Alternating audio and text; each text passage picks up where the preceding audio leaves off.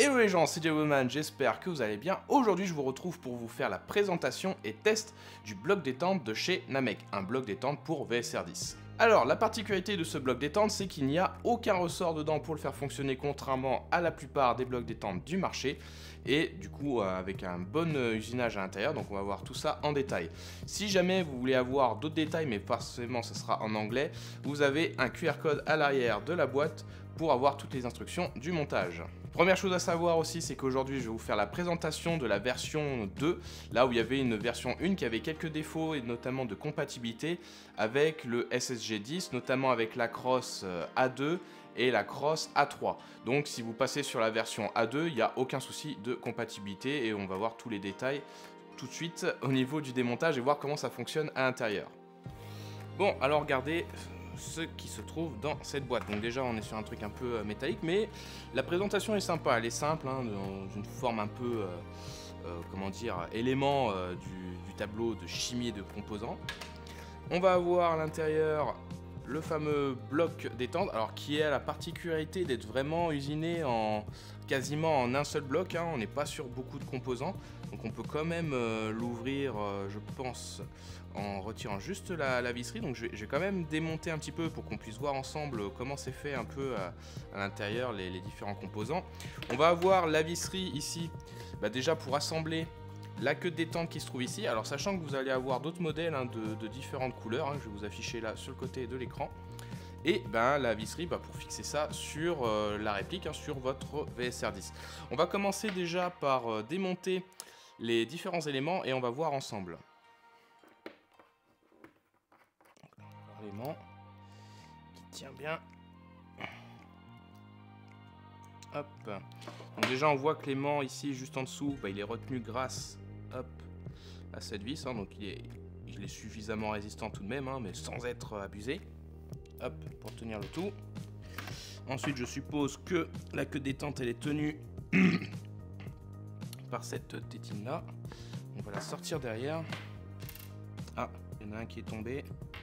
Hop, voilà, donc là j'ai retiré pour la queue de détente qui vient tout tranquille derrière. Il y a encore il y a d'autres aimants ici. Voilà, donc tout est aimanté, hein. Il y a vraiment, pour le coup, aucun ressort. Donc on va voir ici le piston cire avec deux shims en plastique, hein, qui sont bien huilés. Oula! Bon, je reviens, il y en a un qui a quitté la table. Donc voilà les deux aimants qui se sont fait la malle. Donc là ils sont bien ensemble, je vais essayer de les décrocher, mais c'est vrai qu'ils tiennent bien.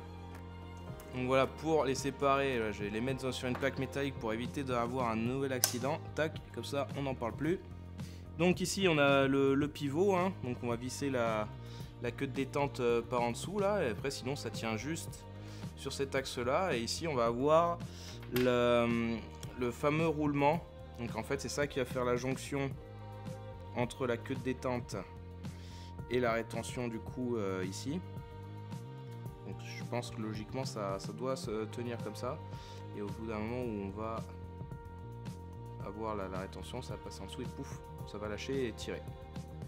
Bon je vais vous remonter tout ça, on voit que c'est assez simple. On va avoir par contre ici le Spring Guide Stopper qui normalement sur la plupart de vos VSR10 peuvent être par en dessous, enfin du moins peut être retiré. Là il est vraiment solidaire du bloc, donc après je pense que c'est tête vissée. Alors je suis pas, parce que là si on voit par en dessous, il n'y a pas la possibilité de le démonter, mais j'ai pas l'impression que de base ce soit assemblé comme ça. Peut-être qu'il faudrait tirer de force. Je vais regarder un petit peu hors caméra. Eh oui, non, je suis idiot là, c'est forcément c'est tenu avec ces vis ici. Oui. Donc là, voilà, donc on a vraiment ce Spring Guide Stopper d'ailleurs qui a un trou ici. C'est quand le Spring Guide va être ici, hein, il va se loger dedans pour être bien centré, parce que des fois, c'est ça ce qu'on a sur les, on va dire les pièces un peu cheapos, c'est que le Spring Guide Stopper, et après le Spring Guide va pivoter, c'est ça qui va des fois vous provoquer des frottements lors du réarmement. On a ici du coup juste des alors avant apparemment la première version était sur roulement, là on a juste des sortes d'anneaux un peu qui vont pivoter, c'est pas des vrais roulements, mais en soi moi j'attends de voir ce que ça va faire à l'utilisation. Je pense que ça va éviter tout ce qui est frottement. Déjà, vous verrez des fois sur vos spring guide stoppers, vous allez avoir les marques de frottement en fait du cylindre lors des rechargements. Je vais remonter le tout et après je vais monter ça sur le VSR10. Un autre point également que j'ai oublié de vous montrer, si tu veux bien faire, voilà. Vous allez avoir une vis ici, ça va permettre de régler pas la course, mais la précontrainte de la queue de détente. Donc si vous voulez vraiment que ça parte à peine quand vous appuyez, mais attention au risque après, dès que vous allez recharger, si vous avez peut-être un peu trop de tension. Donc allez pas trop à la limite, mais en tout cas vous avez la possibilité de régler la position de la précontrainte. Ouais, je disais, les aimants sont pas très puissants, mais je veux dire, une fois qu'ils sont collés sur une surface, quand même, c'est pas évident. Hein, donc, ils ont de la force. Hein.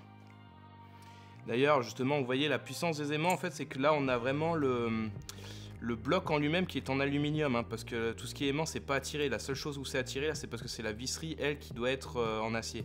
Donc, c'est pour ça que ouais, c'est plutôt pas mal tout ce qui va être les blocs. Non, mais je suis con. En fait, c'est les aimants. C'est pour ça que je comprends le sens. Il va y avoir un aimant sur le bloc et sur la queue de détente qui vont se repousser. C'est comme ça que ça revient. Mais sinon, tout ce qui va être tout ce qui va être queue de détente et autres, c'est en aluminium. Donc en fait, ça va pas être aimanté.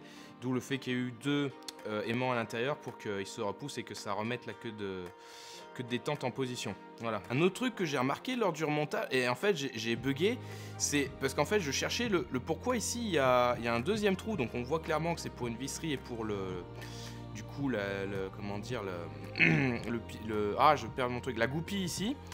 Et du coup je pensais qu'il y en avait une deuxième, parce qu'il y a des photos où effectivement il y a les deux à la fois.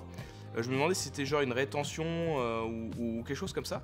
Et je me demande si, en fait, c'est juste pour avoir la possibilité d'avancer le piston cire ici.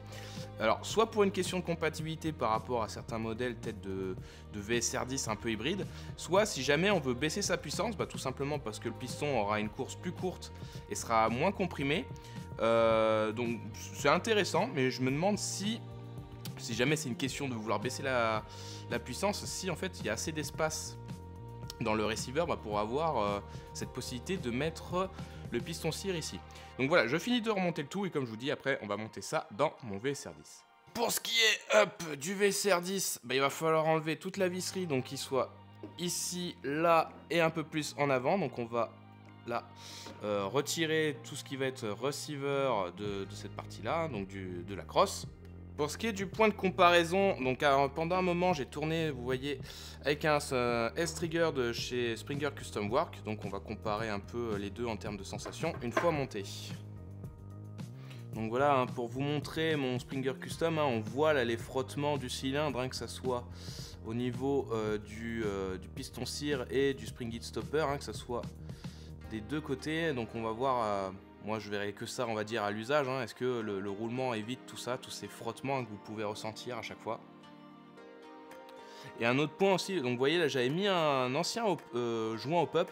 En fait c'est qu'on voit que le spring guide stopper de chez Springer Custom Work, il a du jeu en fait, donc ce qui fait que bon on pouvait le retirer et il s'adaptait comme ça à la plupart des spring guides, hein, des guides ressorts, mais pour moi ça provoquait un jeu. Donc c'est pour ça que j'attends de voir ce que ça va donner avec le Namek, si finalement ça réduit pas un peu le bruit du tir, ça évite ce bruit de vibration, donc ça je le verrai à l'usage.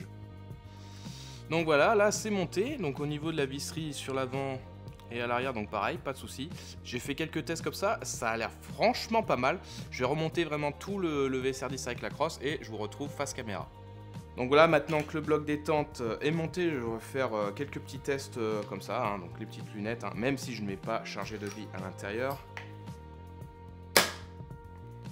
Hop. Donc déjà, oui, on a moins le scratch lors du rechargement, et pareil quand on pousse, hein, ça glisse tout seul. Bon après j'ai un VSR10, vous voyez, qui est déjà souple, hein, peut-être même un poil trop. Pour ce qui est de la sensibilité de la queue de détente, on a vraiment un mur direct, hein, on n'a pas vraiment une course, hein, on est direct sur le mur.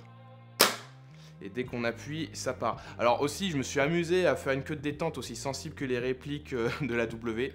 Désolé pour la balle perdue. Alors, je vous conseille de peut-être pas trop régler trop sensible, parce qu'en fait, ce qui risque de se passer, c'est que quand vous allez recharger, vous allez avoir des moments où ça va pas agripper, ça va repartir en avant.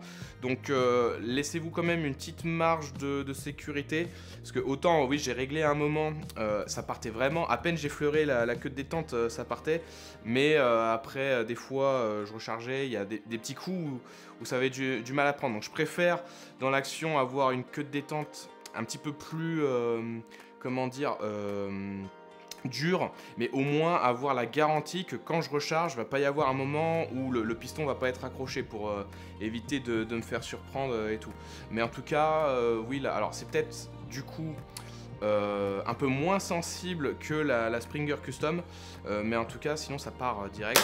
Et au niveau de la réduction de bruit, ouais, c'est quand même réduit. Là, par contre, sur mon VSR10, vous voyez comme en fait... le cylindre il a peut-être un peu trop de jeu. Si je voudrais réduire encore le bruit, il faudrait que je mette des anneaux de guidage de cylindre peut-être un peu plus serrés pour que quand je repousse ça soit peut-être moins facile à recharger, mais au moins que le cylindre il soit bien maintenu comme ça là par exemple. Là au moins il y aurait moins de vibrations.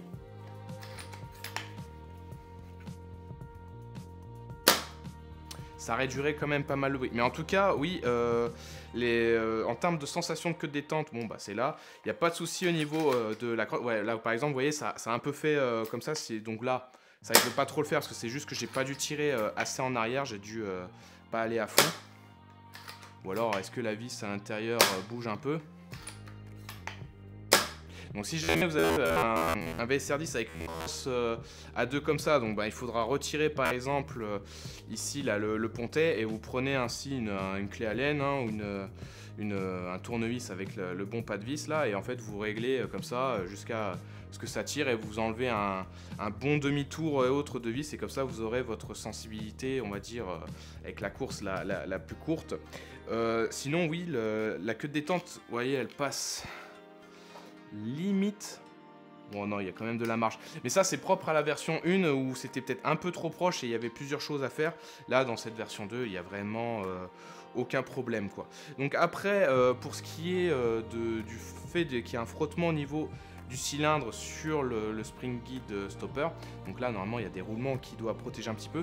Mais ce qui est recommandé dans la notice d'utilisation c'est quand même pas de poncer mais oui de sabler un peu les bords tranchants parce qu'en général l'usinage sur les cylindres est peut-être pas très poussé là-dessus, c'est souvent peut-être un peu trop tranchant, donc il est recommandé de faire un petit sablage de votre cylindre, hein. Donc après tout est expliqué dans la notice avec quelques images, mais bon bah, c'est en anglais. Après bah, vous pouvez peut-être toujours utiliser Google Traduction, vous devriez comprendre la chose. Donc voilà, je suis vraiment très satisfait de ce bloc.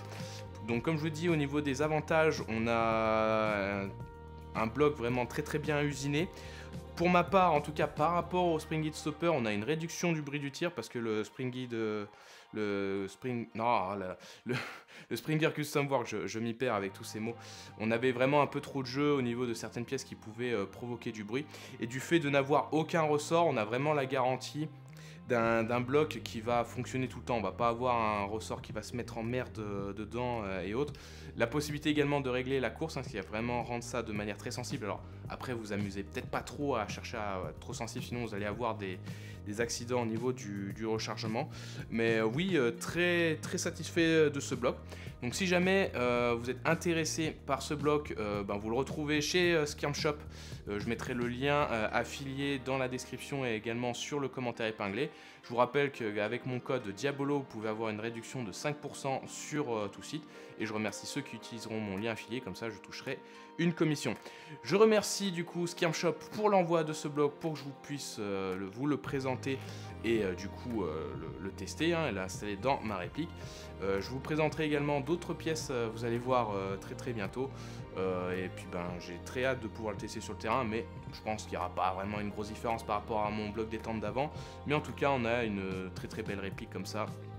et en tout cas qui sera fiable avec des tirs un peu plus silencieux. Voilà, merci d'avoir regardé cette vidéo jusqu'au bout. Dites-moi si jamais vous avez déjà ce bloc, si vous avez déjà des retours, peut-être aussi préciser si c'est une version 1 ou une version 2. Donc moi pour le coup, comme c'est une version 2, ça pourra différer, hein, il y a eu des petites modifications entre temps. Voilà, merci d'avoir regardé cette vidéo jusqu'au bout et je vous dis à bientôt pour d'autres vidéos. La bise!